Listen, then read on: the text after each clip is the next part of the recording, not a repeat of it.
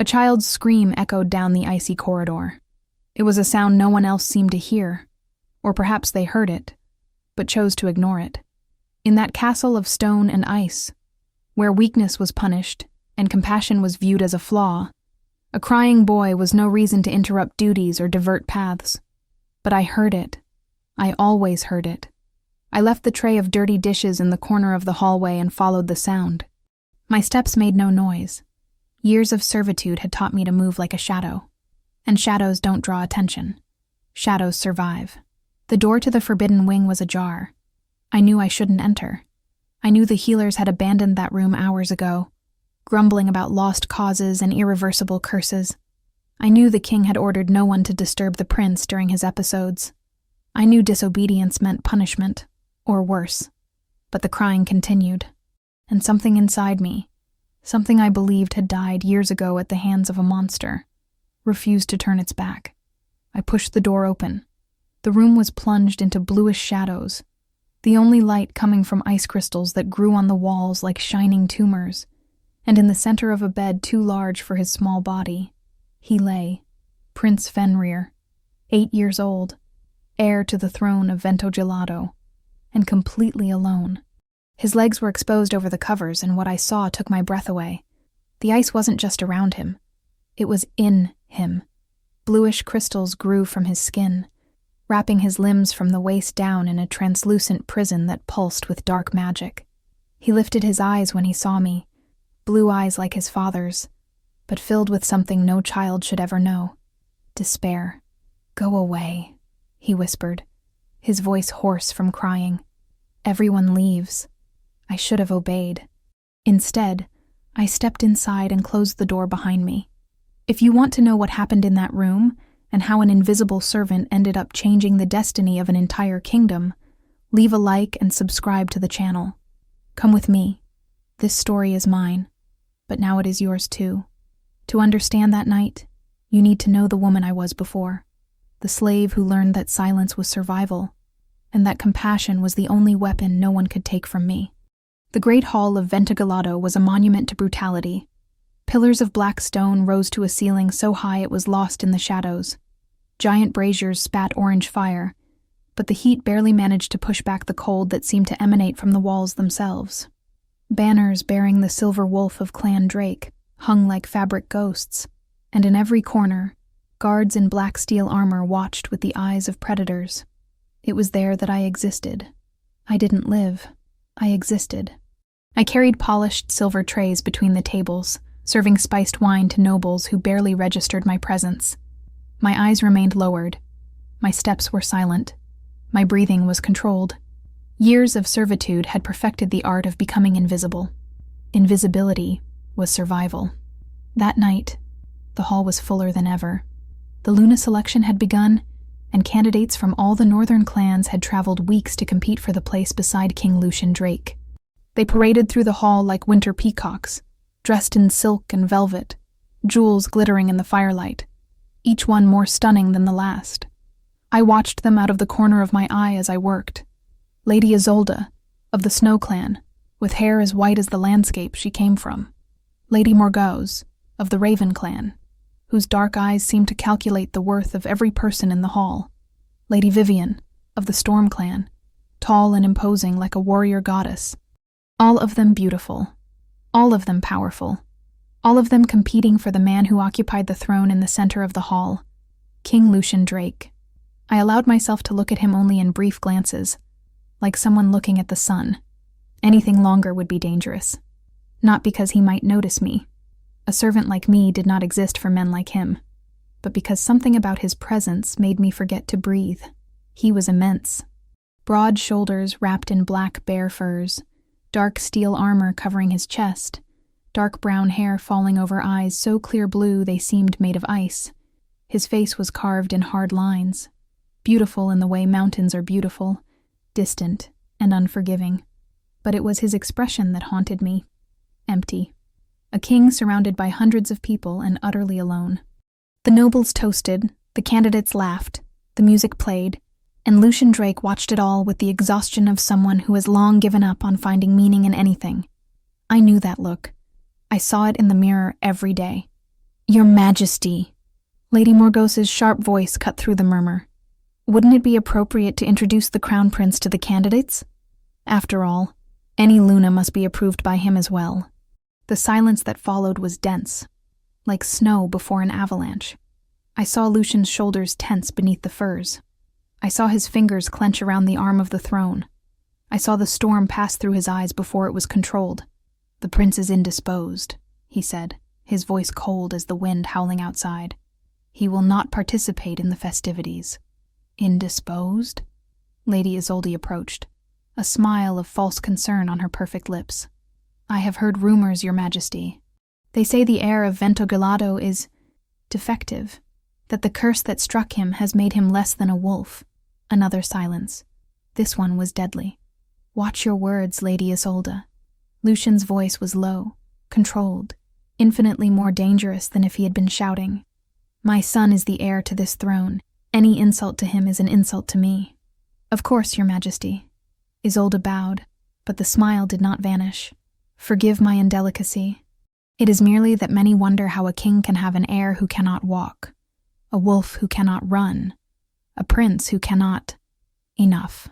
The word echoed through the hall like thunder. The braziers seemed to flicker. The very air grew colder. Lucian rose from the throne, and everyone instinctively backed away. The alpha aura emanating from him was overwhelming, primal, the kind of power that made knees want to buckle without permission. "This audience is concluded," he said. "The candidates may retire to their chambers. We will continue tomorrow." The nobles dispersed in nervous whispers. The candidates were escorted out, some casting resentful glances, others relieved to escape the tension. I continued collecting empty goblets. Invisible. Safe. It was only when the hall was nearly empty that I heard it. Not with my ears, exactly. It was more like a vibration in the air, a frequency of pain that seemed to resonate directly in my chest. A cry. Muffled, distant, but unmistakable. A child crying somewhere in this frozen castle. I should have ignored it. I should have finished my work and returned to the servant dormitories.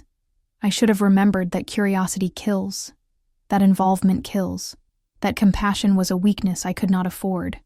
But the crying continued, and something inside me, something I believed had died at the hands of Draven, stirred. I knew that sound. It was the sound I myself made as a child, in the dark cellars where my former master locked me away.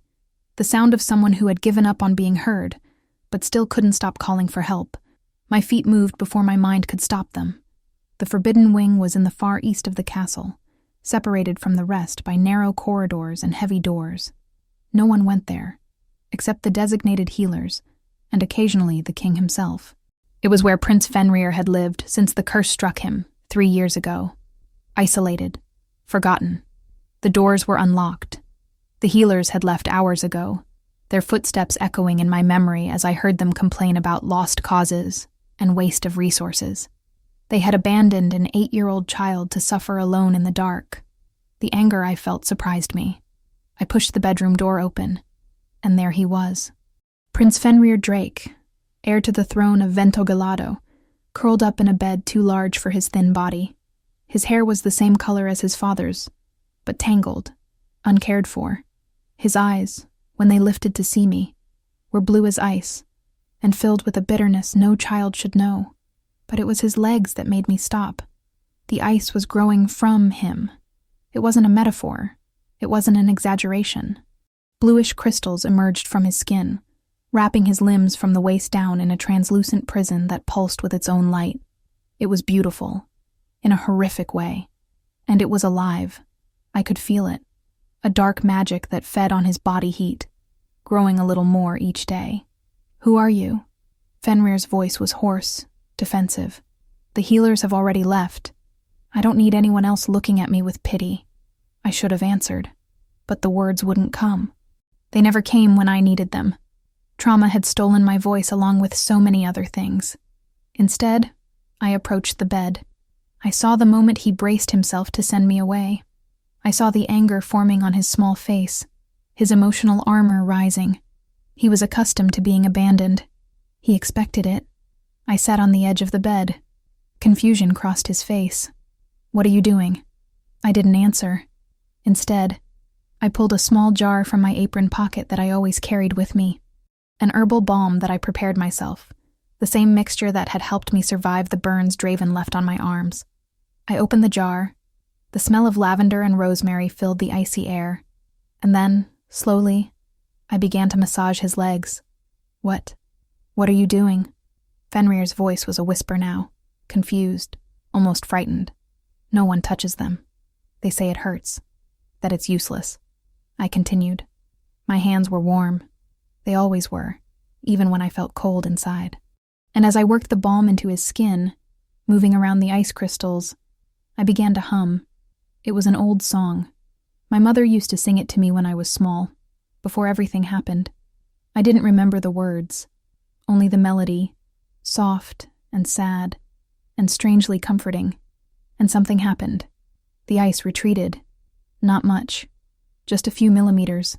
The crystals retracting as if the warmth of my hands was melting them. But it was enough. Fenrir's face transformed. The bitterness vanished. The anger evaporated. What remained was something I recognized because I had felt it for so long. Hope. "It doesn't hurt," he whispered, amazed. "For the first time in years, it doesn't hurt." I continued humming, and when his eyes finally closed in peaceful sleep, I allowed a single tear to slide down my face. I couldn't save him, but I could ease his pain, and in that moment, it was enough. I don't know how long I stayed there. Minutes poured away like water between fingers, and I lost track of everything except the gentle rhythm of Fenrir's breathing. He was truly sleeping now, not the restless sleep full of whimpers and tremors I had witnessed earlier. A sleep of peace. I continued massaging his legs, the balm warming beneath my palms, my mother's song still echoing in my mind. The ice crystals had retreated even further, leaving the skin exposed in places, pale and cold, but alive. That was why I didn't hear the footsteps. The door burst open with a crash, and I found myself staring down the blade of a sword inches from my neck. "Step away from my son." The voice was a snarl, deep as thunder, laced with a fury that froze my blood. I lifted my eyes slowly, knowing what I would find, dreading what I would find. King Lucian Drake filled the doorway like a winter storm. He had removed the furs and formal armor, wearing only a black linen tunic that did nothing to lessen his overwhelming presence. His hair was disheveled, as if he had run, and his eyes were pure ice, blue and furious and absolutely lethal. "I told you to step away." The sword trembled in his hand, not from fear, but from restraint. He wanted to kill me. I could feel it as clearly as I felt the cold emanating from the walls. I should have obeyed. I should have backed away, prostrated myself, begged for forgiveness for invading the forbidden chambers. That was what a servant did. That was what I always did. But I couldn't move. My hands were still on Fenrir's legs. If I removed them now, if I broke the contact, the ice would return.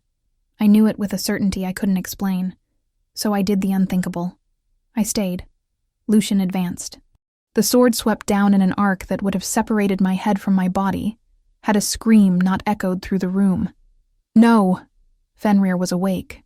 He sat up in bed with a speed that shouldn't have been possible for someone in his condition, his eyes wide with terror, his small hands gripping my arm as if he could protect me. "Don't hurt her, father. She made the cold stop." The sword froze in the air. For a moment no one moved. No one breathed. The only sound was the echo of Fenrir's scream ricocheting off the stone walls. Then Lucian lowered his gaze. He looked at his son's legs, at the ice crystals that had retreated, at the exposed skin where previously there had only been the curse, at my hands, still warming, still healing. The sword fell with a metallic clang. "How?" His voice was a whisper now, hoarse with something that sounded like hope and terror mixed together. No one succeeded. The healers, the shamans, the sorcerers. No one could make the ice retreat. I didn't answer. The words were trapped in my throat, blocked by years of trauma. Fenrir spoke for me. "She has warm hands, father. And she sings. The music makes the pain go away." He looked at me with those blue eyes so similar to his father's, but filled with something Lucian's had lost long ago. "Trust. What is your name?" I opened my mouth, closed it, tried again. Seraphine. The word came out scratchy, almost unrecognizable. I hadn't spoken my own name in years. My name is Seraphine. Lucian studied me with an intensity that made me want to shrink away. His eyes scanned my face, my hands, the jar of balm still open on the bed. He was assessing, calculating, trying to understand how a servant had accomplished in minutes what dozens of experts had failed to do in 3 years. "What are you?" he asked. The question was laden with suspicion, and I understood. In his world, no one gave anything without expecting something in return. Every act of kindness was a transaction, every gentle gesture a strategy. But I had no strategy. I only had pain recognizing pain. "A servant," I replied, my voice still rough from disuse. "Nothing more." Lucian frowned. He didn't believe me. He saw something in my eyes, perhaps, some truth that I didn't fully comprehend myself. "She stays." Fenrir's voice cut through the tension. It was an order, spoken with all the authority an 8-year-old boy could muster. "Fenrir, she stays." The prince's eyes locked onto his father's, a silent challenge passing between them. "The healers don't care about me. They come, do their useless rituals, and leave. She stayed. She touched me when no one else would. She made the pain stop." His voice trembled on the last sentence, shattering the facade of strength. "For the first time in 3 years, Father, I don't want to die." The silence that followed was of a different kind. It wasn't tense or dangerous. It was the silence of something breaking. And when I looked at Lucian, I saw that it was he who was breaking. The mask of ice had cracked. Beneath it, there was only a father looking at a son who had just confessed he wanted to die. And the guilt in those blue eyes was so intense, it hurt to watch. Lucian knelt beside the bed. The king of Vento Gelado, the most feared alpha in the north, knelt to be at his son's level. "I didn't know," he said, his voice rough.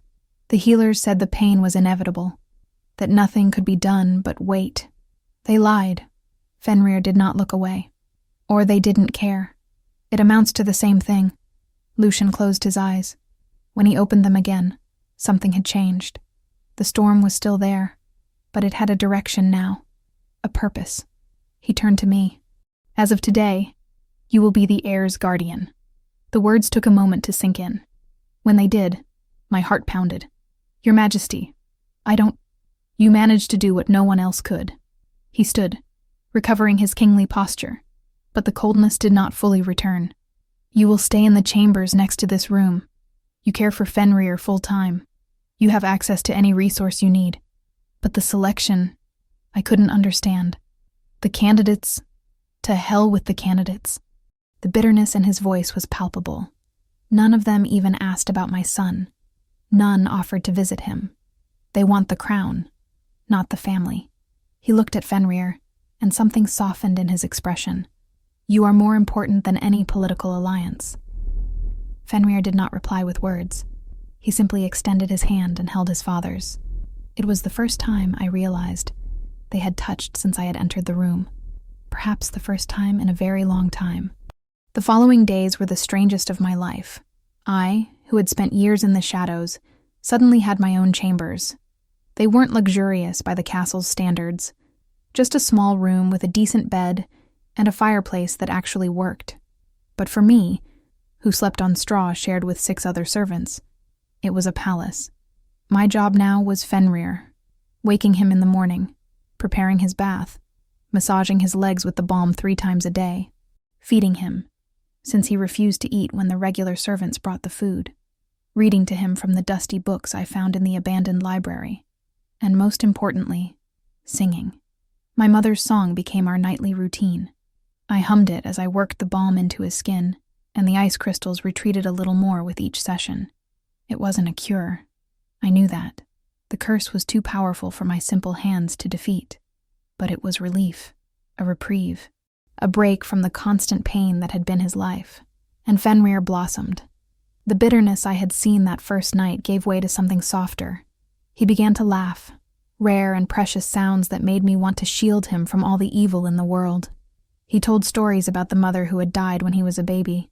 He asked endless questions about everything, from how the kitchens worked to the secrets of the forest beyond the walls. I answered as best I could. My voice still failed sometimes, catching on words that brought back bad memories. But Fenrir was patient. He waited, and little by little, speaking became less painful. Lucian watched us. I felt his eyes every time he visited his son's chambers. He came every night now. Something the servants whispered was a dramatic change. Before, they said, the king avoided the forbidden wing as if it were a plague. Now he sat in the chair by the window and watched us. Fenrir laughing as I read an absurd story about talking dragons. Fenrir falling asleep as I hummed my mother's melody. Fenrir holding my hand as if I were an anchor in a stormy sea. And sometimes, when he thought I wasn't looking, Lucian brought me things. A thick wool cloak that appeared folded on my bed on a particularly cold morning. Dried fruits and nuts instead of the thin gruel the servants usually received. A pair of fur-lined boots that replaced my worn shoes without me asking. I pretended not to notice, but I noticed, and something I believed had died long ago began, slowly, to awaken. One night Fenrir was already asleep when Lucian spoke. "You have scars." I froze. My hands were adjusting the covers around Fenrir, and I had forgotten to check if my sleeves were in place. In the firelight, the marks on my wrists were visible, whitish lines running up my forearm. I pulled my sleeves down quickly. "They are nothing, Your Majesty. Don't lie to me." He rose from the chair and approached, stopping a few feet away. I know torture marks when I see them. My heart raced. The instinct to flee was almost irresistible. "Who did this to you?" The question was soft, softer than anything I expected from a man known as the Sovereign of Ice. But there was steel underneath, a promise of violence against whoever was responsible. I couldn't speak. The flashbacks came in waves, dark cellars, chains. Draven's face lit by embers as he brought the glowing iron to my skin.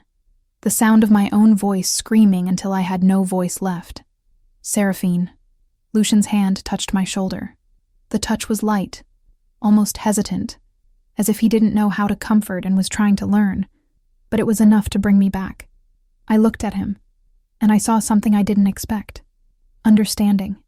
"You don't have to talk about it now," he said, "but one day when you are ready, I would like to know, so I can ensure it never happens again." He released my shoulder and stepped back, giving me space. "Sleep well, Seraphine. I will see you tomorrow." He left, and I stood there, trembling, trying to understand how the King of Ice had managed to do what no one else had done in years. Make me feel safe. 3 weeks passed since I became the heir's guardian. 3 weeks of quiet mornings massaging Fenrir's legs. 3 weeks of afternoons reading stories as he reclined on piled cushions. 3 weeks of nights humming my mother's melody until he fell asleep. And 3 weeks feeling Lucian's eyes on me like fire amidst the snow. The ice on Fenrir's legs had retreated significantly. The crystals that once reached his waist now barely covered his knees. The exposed skin was gaining color, and the atrophied muscles were beginning to respond when I worked them. It wasn't a cure yet, far from it, but it was progress. Progress that the entire court had noticed. I felt the stares when I walked the corridors. No longer the invisibility that had protected me for years. Now it was something different. Curiosity from some, envy from others, and from one specific group, poorly disguised hatred. The Luna candidates were still in the castle. The selection had been paused indefinitely, but none of them left. They circled the great hall like vultures waiting for carrion, casting venomous glances my way whenever they saw me pass. I avoided them as much as possible. That afternoon, I was returning from the kitchen carrying a tray with Fenrir's lunch. Vegetable soup, fresh bread, fruits from the royal greenhouse. He had started eating more since I arrived, his eyes shining with anticipation when he saw the food I prepared myself. The east corridor was empty, or so I thought. "So this is the king's new favorite," the voice came from behind me, sharp, laden with disdain. I turned slowly, the tray balanced in my hands. Lady Isolde blocked the corridor. She wasn't alone. 2 servants accompanied her, but from the looks they cast my way, I knew they weren't allies. They were accomplices. "Pardon me, my lady." I kept my eyes lowered, my posture submissive. "I need to take the prince his lunch." "The prince can wait." Isolde advanced, her steps echoing on the stone. I have questions for the servant who somehow won her way into the royal chambers." My heart raced. "I won nothing, my lady. I merely care for the heir according to the king's orders." "Orders?" She laughed, a cold, cruel sound. "Is that what they're calling it now? Everyone knows what you truly do in those chambers at night. An Omega like you, alone with the king?" The blood rushed to my cheeks. "It is nothing of the sort, my lady. I would never—" "Silence." Isolde's hand rose in a commanding gesture. "I did not ask for your opinion. I asked for answers." She came closer. Too close. "What did you do to bewitch the prince? What dark magic do you use in that filthy balm?" "It isn't magic." My voice failed. "It's just herbs. Lavender, rosemary, oil of—" The slap hit me before I could finish. The force of the blow made me stagger. The tray flew from my hands, plates and bowls shattering on the stone floor. Soup streamed across the tiles. Bread rolled into the corners, and I fell to my knees, my face stinging, the taste of blood in my mouth. "Dark magic is the only explanation." Isolde looked down at me, disgust evident in every line of her perfect face. "A common servant could not do what the North's best healers failed to. You are a witch, a sorceress, and I will prove it." She grabbed my sleeve. She pulled. The fabric ripped with a sound that echoed down the empty corridor, and my scars were exposed. Not just the wrists Lucian had seen. My entire forearm, from wrist to elbow, covered by a network of white and pinkish lines. Some were old, faded by time. Others still had the raised texture of recent burns. The silence lasted only a second. Then Isolde screamed, "Guards! Guards, come look!" Footsteps echoed from several directions. Doors opened. Faces appeared, curious at first, then shocked when they saw what Isolde was pointing at. "Witch marks!" she declared, her voice echoing through the now crowded corridor. "See? See what this creature hides beneath her sleeves." I tried to stand. I tried to cover my arms, but hands held me down, forced me to remain kneeling, kept me exposed as more and more people clustered around. The whispers were like knives. Ritual burns. Must have made a pact with demons. That's why the prince got better. She's stealing his life energy. "Witch! Witch!" The word spread like fire through dry straw. I could feel it in every gaze, in every expression of disgust and fear. 3 weeks of progress destroyed in seconds. What is happening here? The voice cut through the commotion like a blade. The crowd parted, opening a path for the figure who advanced with steps that made the floor tremble. Lucian. He was wearing training armor, sweat still glistening on his brow, the sword still in his hand. His eyes scanned the scene in a second. Me kneeling, my scars exposed. Isolde with a triumphant smile, the crowd murmuring, "Lady Isolde." His voice was controlled, dangerously calm. "Explain yourself. Your Majesty, I was merely revealing the truth about this creature." Isolde offered a bow that couldn't hide her satisfaction. "She bears the marks of dark magic. Sorcery, clearly. This is what she uses to control your son." Lucian didn't reply immediately. Instead, he walked toward me.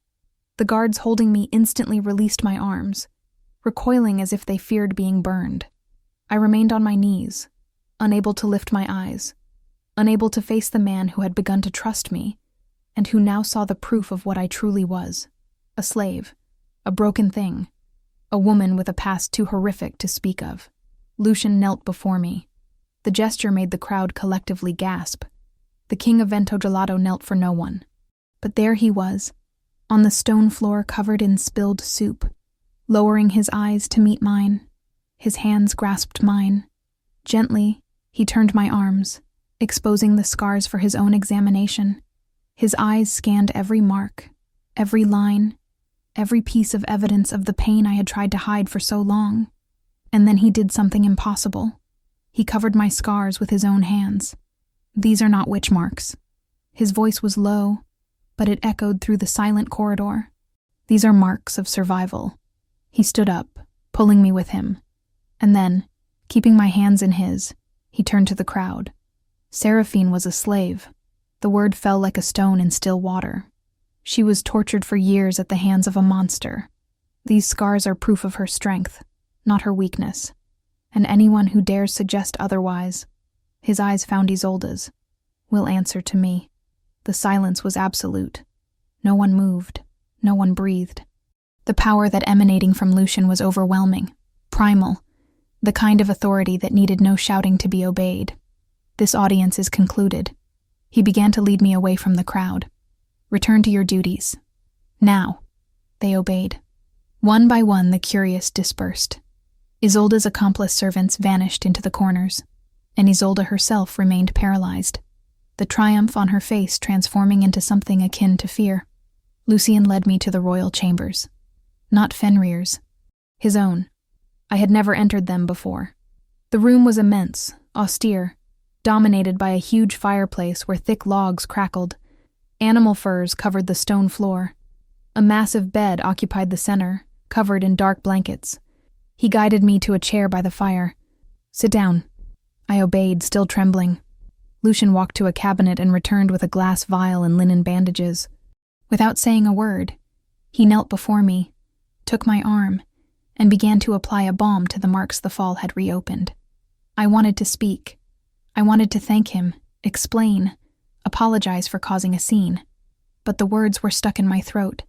Blocked by tears, I struggled to hold back. You owe me no explanations.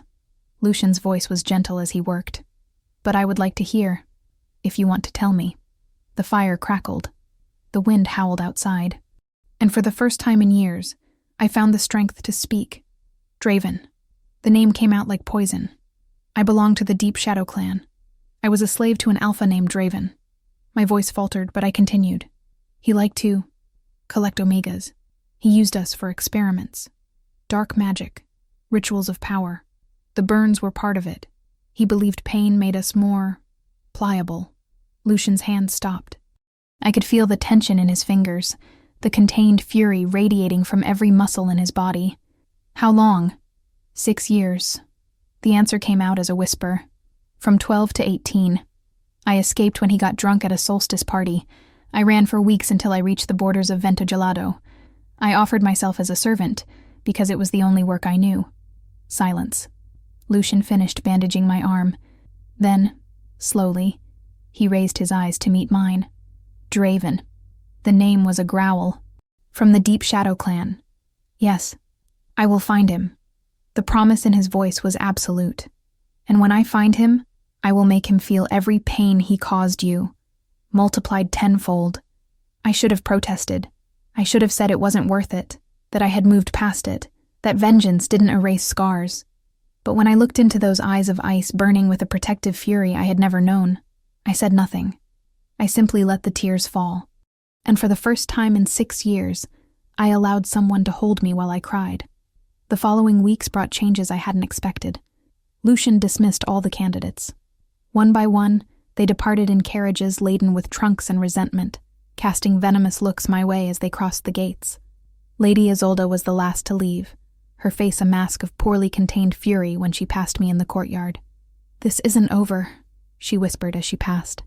Draven will know where you are. The words chilled my blood.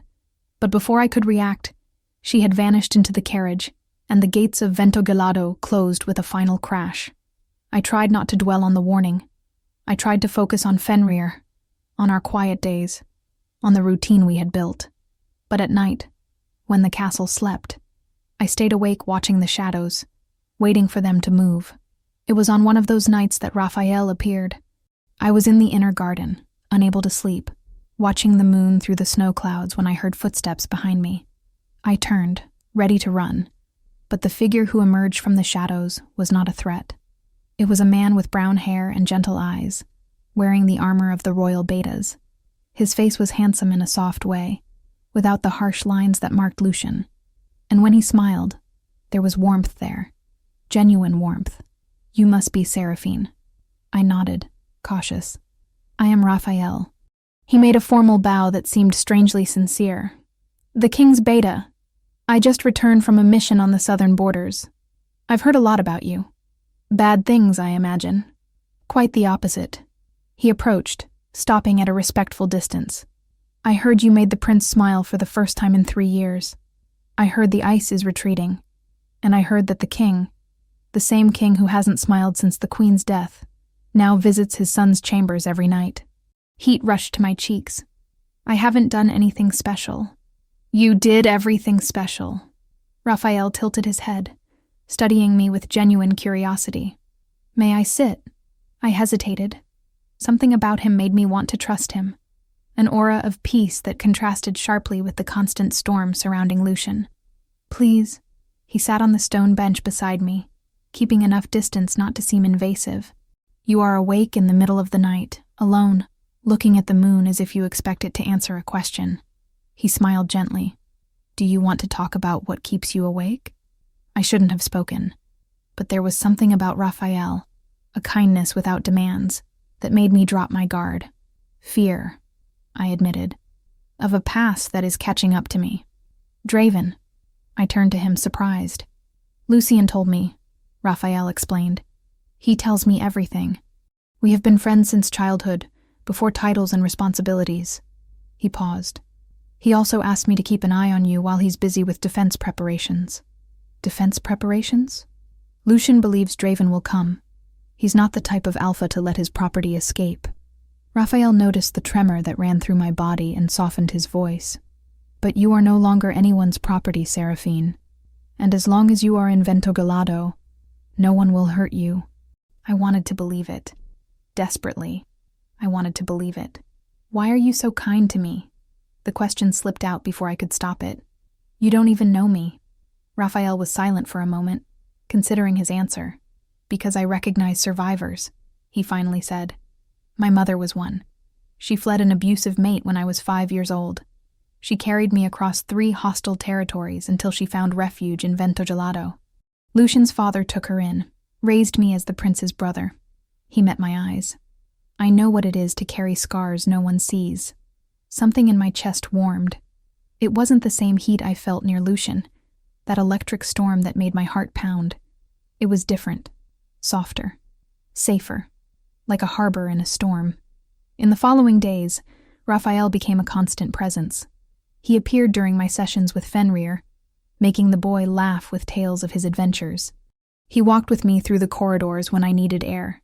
He sat beside me during meals, creating a barrier between me and the hostile stares of the servants who still whispered about witchcraft. And I began to wonder, if the moon goddess offered a choice, what would I choose? Raphael's calm, a safe and conflict-free love, or Lucian's storm, a love that would consume me and rebuild me? The answer came on a night of the full moon. I was massaging Fenrir's legs, humming my mother's melody, when I felt something different under my hands. A pulse. A movement. Fenrir's eyes widened. Seraphine. His voice was a frightened whisper. My foot. Something is happening to my foot. I looked down. His right big toe was moving. It wasn't a spasm. It wasn't an involuntary tremor. It was a conscious, deliberate movement, the toe curling and stretching as if testing muscles that had slept for 3 years. Fenrir. My voice failed. Try again. He tried, and the entire foot moved. The scream Fenrir let out echoed through the castle. It wasn't a cry of pain.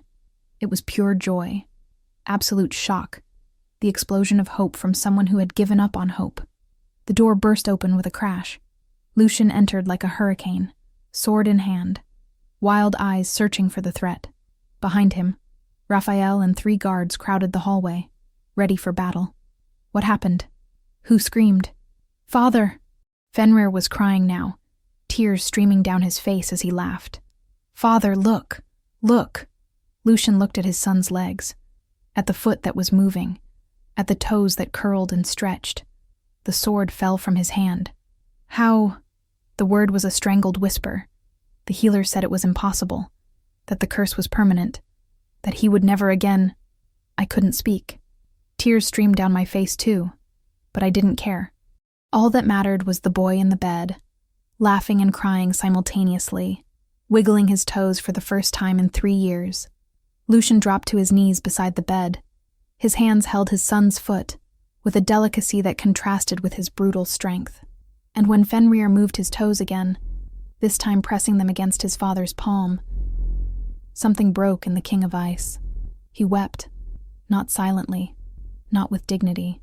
He wept like I had never seen him weep, sobs tearing at his throat, tears running down his harsh face, years of guilt and helplessness pouring out in a single moment of miracle. You did this. He lifted his eyes to me, and what I saw there took my breath away. You broke the curse. I didn't break it. My voice trembled. I don't know how the curse works. I only know that my warmth helps, that the music soothes, that the balm relieves. You used your own life force. The voice was Raphael's, who had approached silently. His eyes were fixed on me with an understanding that frightened me. What? I recognized the signs. He gestured to my hands, which I hadn't realized were shaking. You are exhausted beyond the normal, thinner than when you arrived. There are shadows under your eyes that weren't there weeks ago. He paused. You are transferring your life force to Fenrir, Seraphine, breaking the curse piece by piece, using yourself as the fuel. The silence that followed was heavy. I looked at my hands, at the lines of exhaustion I had attributed to stress, at the constant fatigue I ignored because Fenrir needed me. Is it true? Lucian asked, his voice dangerously low. You are sacrificing yourself to heal my son? I didn't answer. I didn't need to. The truth was written in every line of my exhausted face. Lucian stood up. He walked to me. And before I could react, his hands held my face with a gentleness that contradicted everything he was. Why didn't you tell me? Because you would have stopped me. Of course I would have stopped you. Frustration exploded in his voice. You are killing yourself, Seraphine. No cure is worth your life. To me, it is. I met his eyes without hesitation. Fenrir is a child who spent 3 years suffering while the world pretended he didn't exist.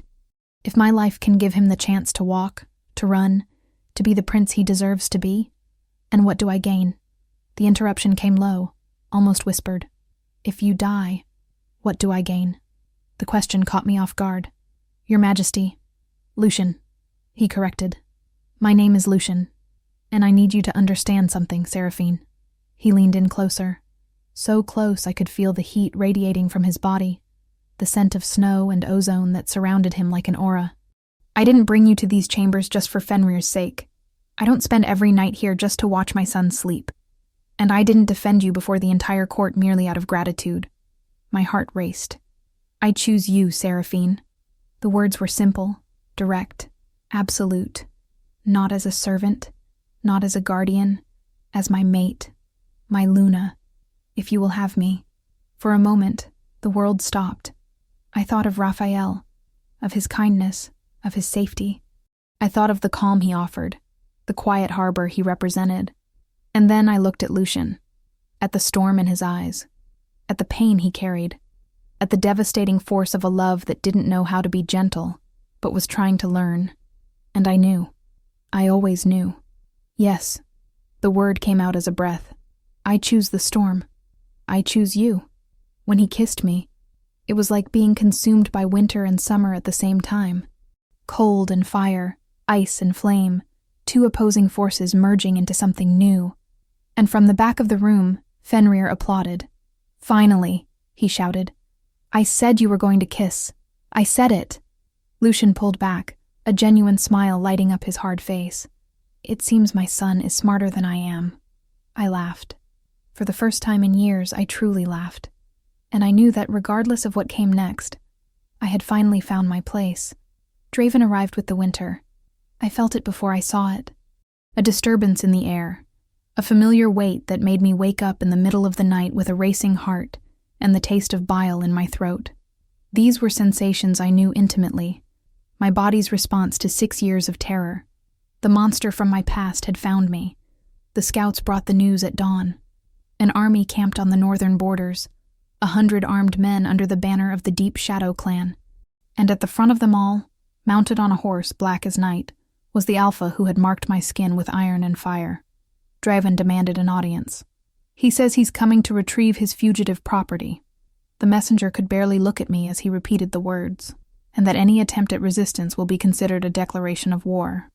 The throne room was silent. I stood beside Lucian, where he had insisted I remain since we announced our bond 2 weeks prior. Raphael was on the other side. His gentle expression hardened into something like contained fury. and all around, Ventogalado's advisors and generals exchanged nervous glances. War. Lucien's voice was pure ice. He dares threaten my kingdom over a woman who no longer belongs to him? With all due respect, Your Majesty. One of the older advisors stepped forward. Clan law is clear. Fugitive slaves can be reclaimed by their original masters. If the woman truly belonged to Draven, she belongs to no one. The interruption came with a force that made the advisor take 2 steps back. Seraphine is my chosen mate, my future Luna, and anyone who suggests she is the property of another man will answer to me. Silence. I should have felt gratitude. I should have felt relief at having someone defend me, but all I felt was the icy weight of fear. Draven was here, and I knew what he was capable of. I need to speak with him. The words left my mouth before I could stop them. All eyes turned toward me. No. Lucien's reply was immediate, absolute. You will not go near that monster. Lucien, please. I turned to him, forcing myself to meet his eyes. If there is a war, people will die. Your soldiers, their families. Draven didn't come just for me. He came to provoke conflict, to weaken Ventogalado. And you think surrendering yourself will stop this? I won't surrender. The firmness in my voice surprised me. I will face him. On my terms. Raphael approached. What do you have in mind? I took a deep breath. Blood trial. The silence that followed was of a different kind. It wasn't tension or fear. It was shock. You cannot be serious.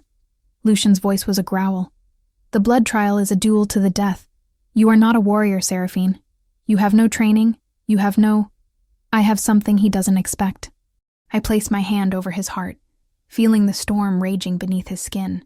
I have years of accumulated pain, years of survival, and now I have something to fight for. I looked toward the door that led to Fenrir's chambers. I have a family. Lucien held my hand against his chest. I saw the struggle in his eyes, the desire to protect me fighting against the recognition that this decision was mine. If I die, you take care of Fenrir. I smiled, trying to look braver than I felt. But I don't intend to die.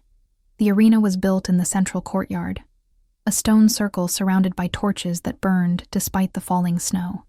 Around it, the castle residents clustered in layers, nobles on the balconies, soldiers on the ramparts, servants squeezed into every available space. And on the other side of the circle, Draven waited. He hadn't changed. The same black eyes that haunted my nightmares. The same cruel smile that appeared before every torture session. The same massive body, covered in black armor etched with runes of dark power. My little Seraphine. His voice slid through the air like oil. You've grown so brave. Or perhaps just stupid. I didn't answer. I stood still in the center of the arena, wearing only a simple white linen tunic. No armor. No weapons. Just me and the years of pain I carried inside my chest. Draven laughed. What do you expect to do? Sing me to death? He raised a black sword that pulsed with corrupted energy. I'm going to make you beg, little one. Just like you begged in the cellars. He advanced. I didn't move. The sword swept down in a deadly arc. I closed my eyes. And in the instant before impact, something inside me awakened. The pain came first. Not the pain of the blade, which had stopped inches from my skin, blocked by a light I didn't know I could create, but the pain of 6 years of torture, emerging from where I had buried it, exploding to the surface in a wave that made me scream. My blood dripped onto the snow, and where it fell, the light was born. White, pure, devastating. I didn't understand what was happening. I didn't understand where that power came from. But when I opened my eyes, I was no longer the same. I was the White Wolf. The transformation wasn't physical in the traditional sense. I didn't become an animal. I became something more. Light and fury and justice. A manifestation of everything I had suffered, everything I had survived, everything I had become. And I could feel Draven. Not just see him, feel him. Every cruel thought, every memory of pleasure in causing pain, every rotten piece of his black soul was laid bare before me like an open book. I invaded his mind, not with violence, with truth. I showed him every omega he had broken, every life he had destroyed, every scream he had ignored. I forced him to feel what his victims felt, to experience the terror and the pain and the absolute despair. Draven screamed. He dropped to his knees, hands clutching his head, his body convulsing as he faced the demons he himself had created. The sword fell from his hands. His armor seemed to lose its sheen. "Stop," he begged. "Please, stop." It was the first time I had heard him beg, and it was the last thing he said before collapsing, his mind destroyed by the weight of his own sins. The light dissipated. I fell. Arms caught me before I hit the snow. Strong, familiar arms that smelled of snow and ozone and home. "I have you." Lucian's voice was hoarse with emotion. "I have you, Seraphine. Fenrir." My voice was a thread. "He's fine. He's watching from the balcony with Raphael." He held me closer. "You were incredible." I lifted my eyes to him. The King of Ice was weeping. Tears streamed down his hard face, shining in the torchlight. They were not tears of sadness. They were of relief, of pride, of a love so intense it couldn't be contained in words. All around us, the arena had erupted into shouts. Not of fear, of celebration. The people of Ventogalato howled at the moon that had appeared between the clouds. Soldiers beat swords against shields in a rhythm of victory. And on the balconies, I could see Fenrir shouting my name, Raphael holding him so he wouldn't fall. Draven was still alive, but his mind was broken, trapped in an eternal loop of his own crimes.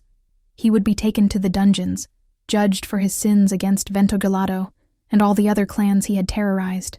Justice had been done, not with blood, with truth. "Take me to Fenrir," I requested. Lucian carried me as if I weighed nothing. He climbed the stairs, crossed the corridors, stopping only when he reached the balcony where our son waited. Our son. The word echoed in my mind, warm and certain. Fenrir threw himself into my arms the moment Lucian set me down.